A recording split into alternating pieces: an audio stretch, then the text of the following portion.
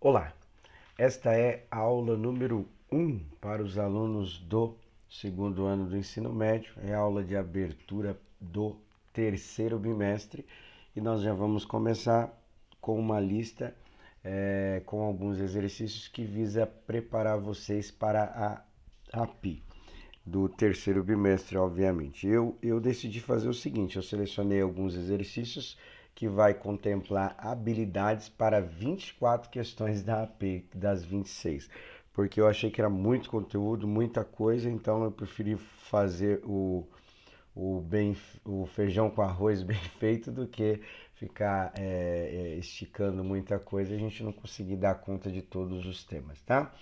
Então, na lista tem alguns exercícios. Na aula de hoje, nós vamos fazer alguns dessa lista e eu separei a lista por temas, né? E obviamente os temas que irão ser cobrados lá na AP. E o primeiro tema é o Teorema de Pitágoras, que a gente já estudou algumas vezes, né? E aí eu vou fazer só uma retomada aqui no tema, inclusive ele é uma das habilidades essenciais que eu coloquei lá daquela lista de revisão que vocês fizeram a pesquisa, tá? Bom, o exercício 1 diz o seguinte: Enem 2019. Construir figuras de diversos tipos apenas dobrando e cortando papel sem cola e tesoura é a arte do origami. Ori significa dobrar e kami, papel, que tem o significado altamente simbólico no Japão. A base do origami é o conhecimento do mundo por base do tato. Um jovem resolveu construir um cisne usando a técnica do origami, utilizando uma folha de papel de 18 centímetros por 12 centímetros. Assim, começou a dobrar a folha conforme a figura. Então tá aí a figura, tem as medidas e foi feita uma dobradura que é um triângulo. Esse triângulo é o triângulo retângulo que já é conhecido de muitos de vocês. Tem um ângulo de 90 graus lá, né? Continuando, após esta primeira dobradura, a medida do segmento AI aí está lá as alternativas. Uma coisa importante da gente reparar, a maioria das alternativas tem a raiz que não é uma raiz exata, né? Então, por exemplo, 2 raiz de 22, 6 raiz de 3, a raiz de 12 é uma raiz exata, né? 6 raiz de 5, 12 raiz de 2 e assim vai, tá? Bom, então nós vamos fazer a resolução, coloquei aqui novamente a imagem para a gente lembrar as medidas e a gente precisa saber essa medida x que é representada pelo segmento de reta AI, tá? O que acontece? Ali é um triângulo retângulo e aí nós vamos fazer a interpretação da medida. Como era uma folha retangular, o triângulo era formado por essa parte aí, a folha completa, não é? E aí foi feita uma dobradura e aí a parte de baixo, que é 18, passou a ser 12. E nós temos a parte da lateral representada na altura, que foi dobrada, que representa pelo segmento AI, que é essa medida aqui, tá vendo? Se a gente imaginar a folha normal, né, desdobrar, vamos dizer assim, a gente volta para o 12 centímetros.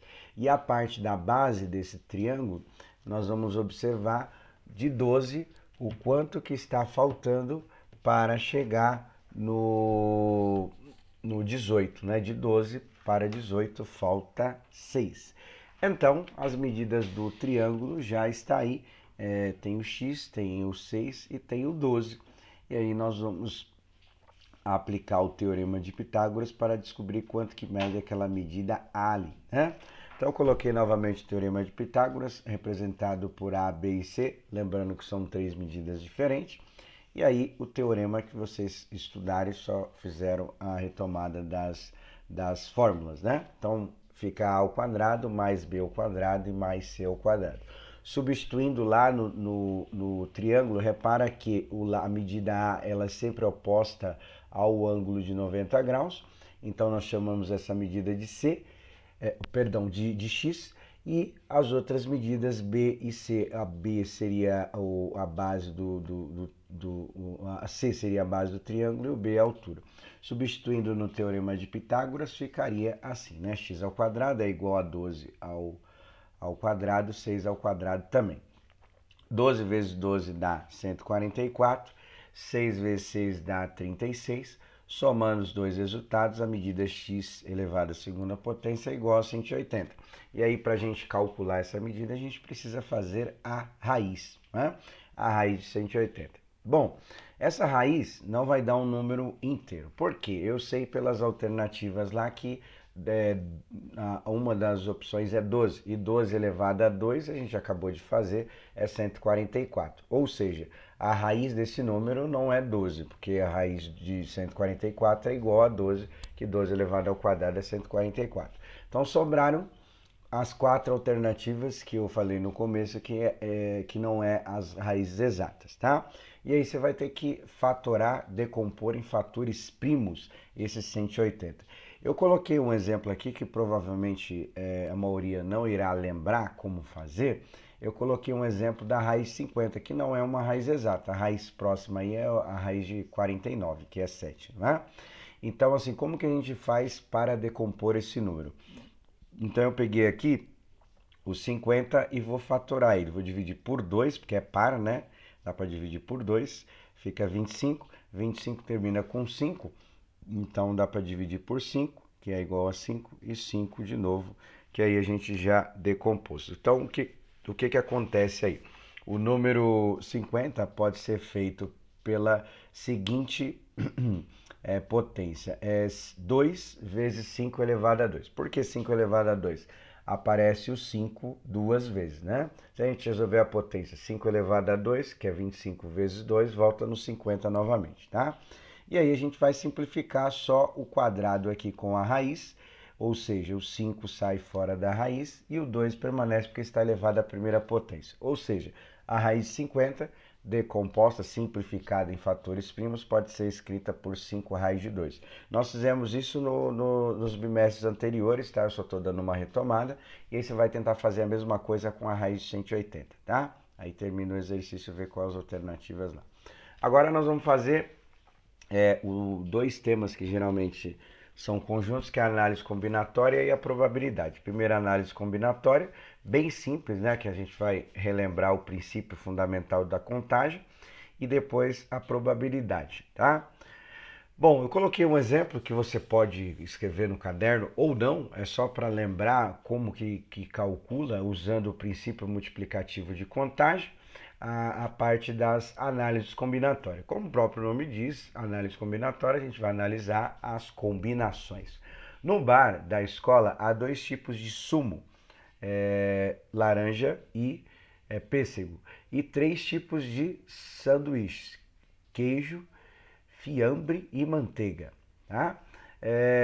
Se o aluno quiser uma bebida e um sanduíche, de quantas maneiras pode ser feita a sua escolha? Então tá lá os sumos, que é a polpa de fruta, né?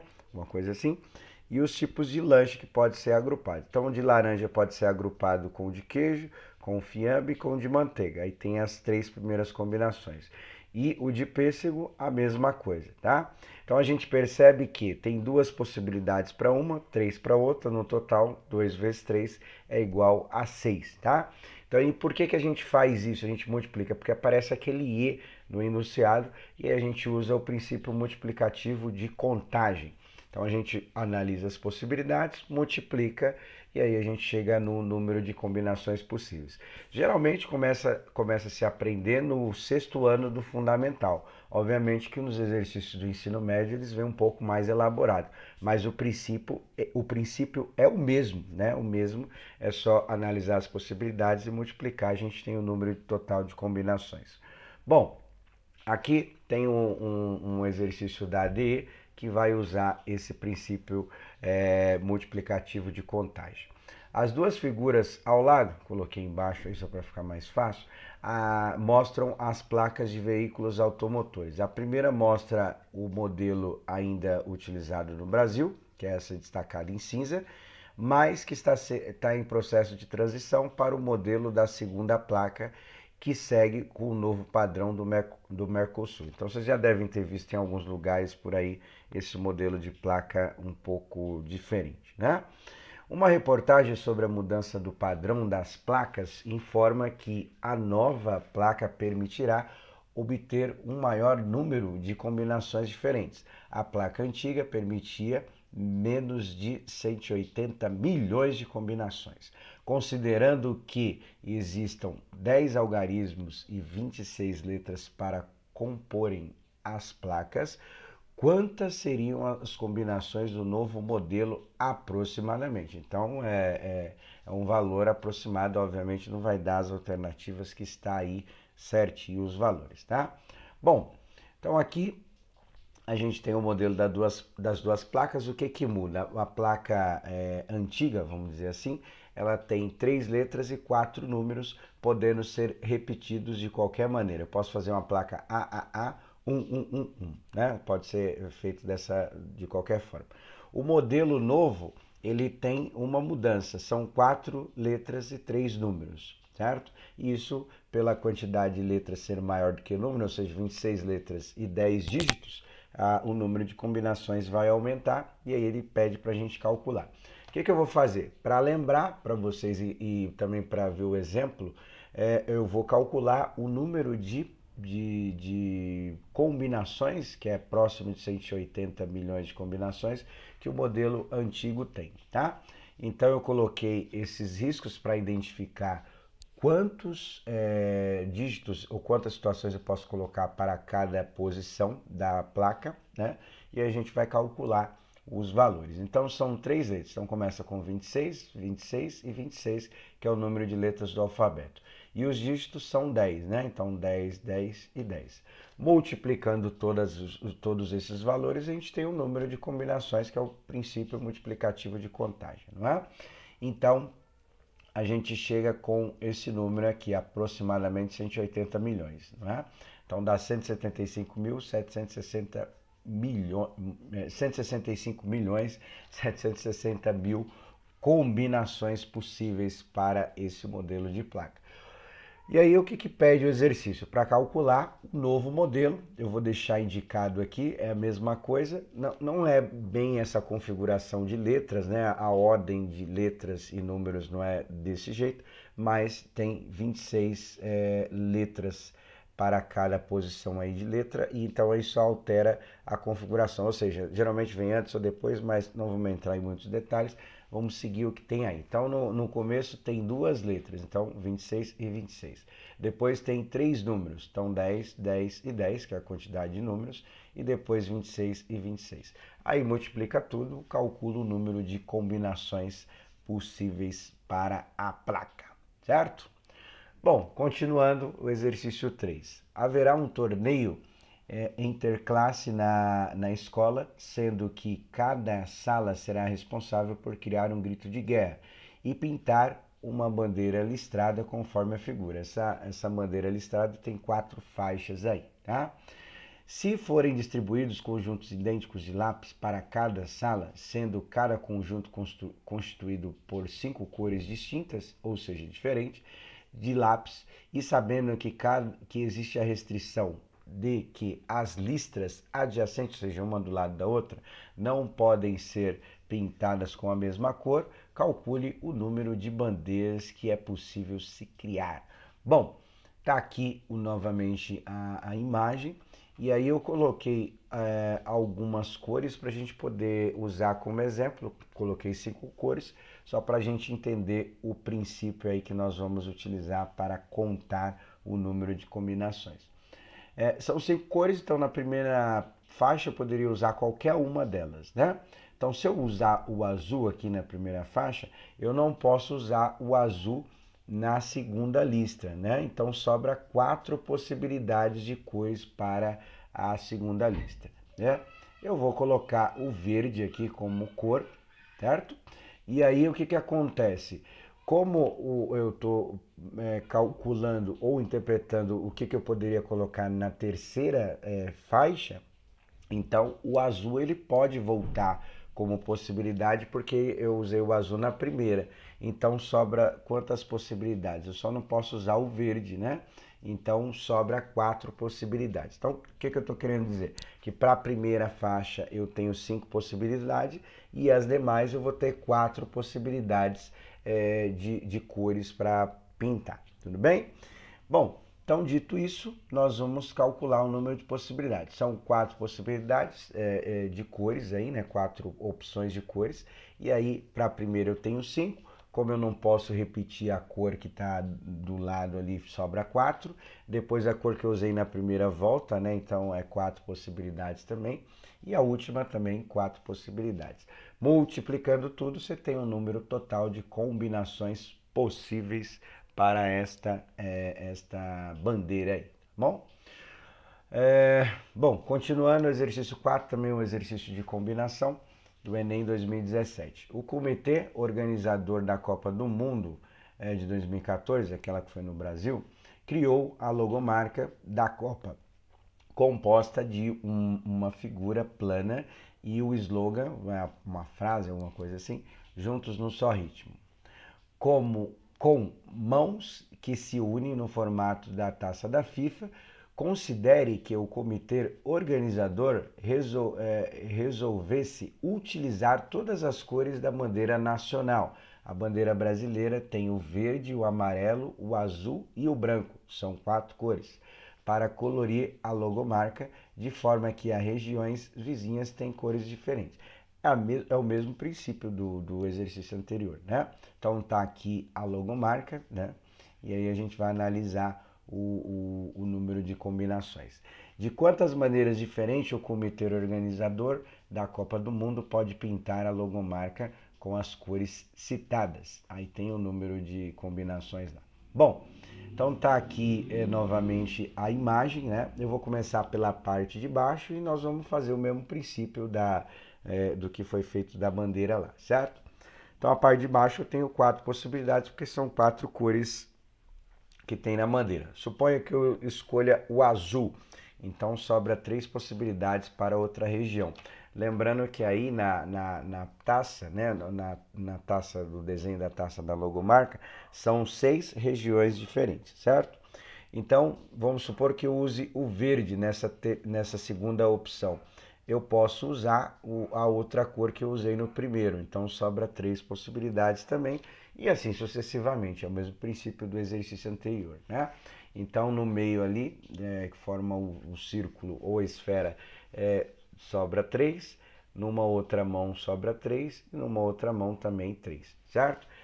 Calculando aqui o número de combinações, tem que fazer 4 vezes 3 vezes 3 vezes 3 vezes 3, certo? Multiplicando tudo aí, você acha o número total de combinações, certo?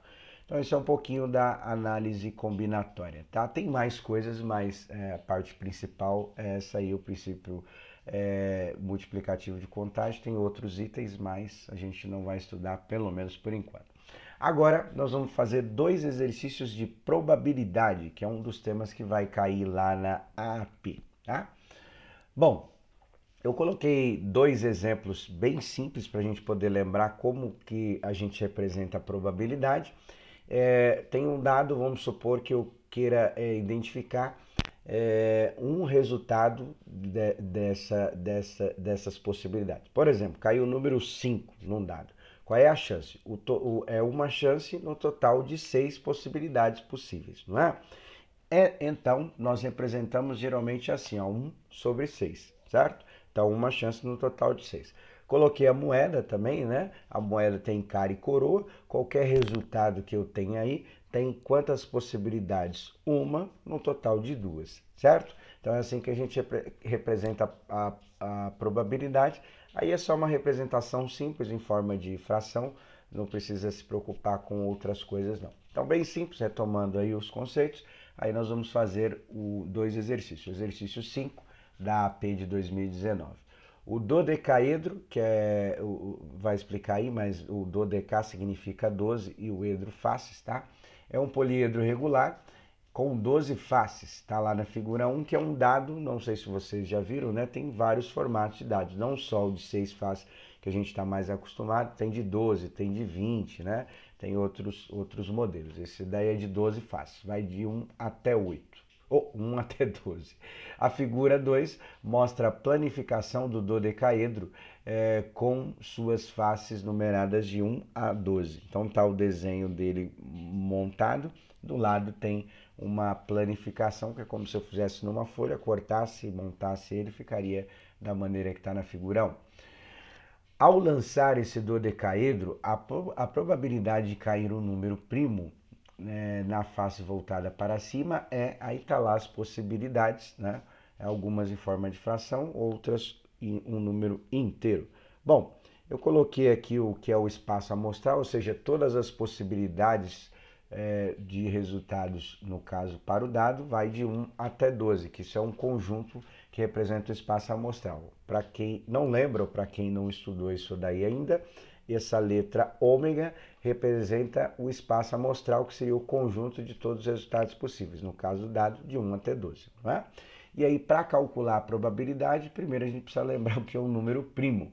O número primo, primeiro, ele é maior que 1, então 1 sai fora.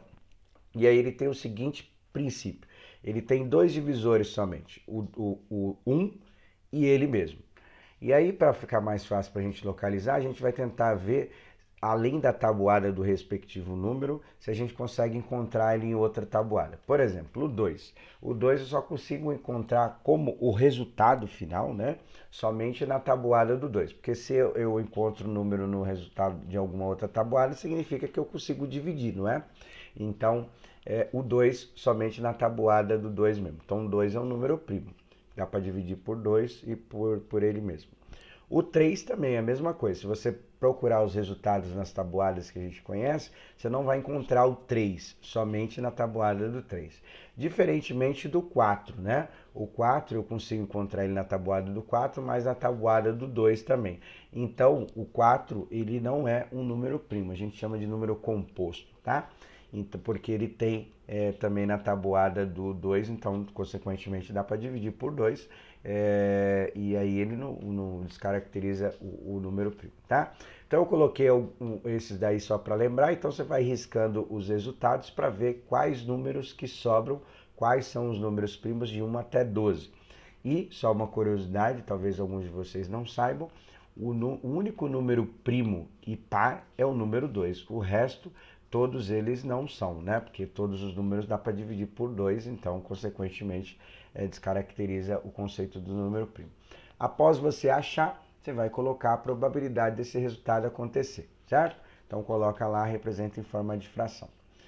O último exercício, o exercício 6, também um exercício de probabilidade, não é um exercício tão difícil, caiu na AP de 2019 também, tá?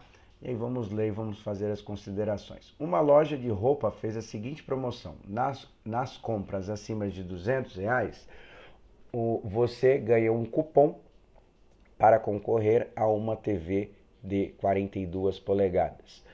No final da promoção, a central de atendimento havia distribuído 150 cupons numerados de 1 até 1.500 cupons, tá? De 1 até 1.500 dão 1.500 cupons, tudo bem? Uma das senhas é sorteada ao acaso. Qual é a probabilidade de a senha ser sorteada de ser um número de 1 até 130? Ou seja, são 130 possibilidades no total de 1.500 cupons, tá? Então aí a gente vai representar isso aí em forma de fração. Lembrando que, dependendo do caso, pode ser que a gente tenha que simplificar essa fração para poder dar a resposta correta, tá? Então, eu coloquei novamente aqui o espaço amostral, que vai de 1 até 1.500, então são todas as possibilidades possíveis, e aí a gente precisa representar a possibilidade. Então, qual é a possibilidade de resultado dentro desse contexto que foi dado aí? Você tem de 1 até 130, tem 130 possibilidades, no total de 1.500 cupons. Coloca lá o resultado e simplifica. O que você vai simplificar? Os dois números terminam com 0, então dá para simplificar, dá para cortar um 0 de cada e você vai chegar na probabilidade de resultados possíveis para essa situação problema, tá bom? Então é isso para a aula de hoje. demos uma revisada em alguns conceitos e colocamos alguns conceitos novos, né? E para vocês retomarem e para se preparar para a AP, tá? Na semana que vem eu posto mais alguns exercícios da AP, lembrando que a AP, o prazo final é até dia 29 de setembro, por enquanto, tá bom? Um abraço a todos, até!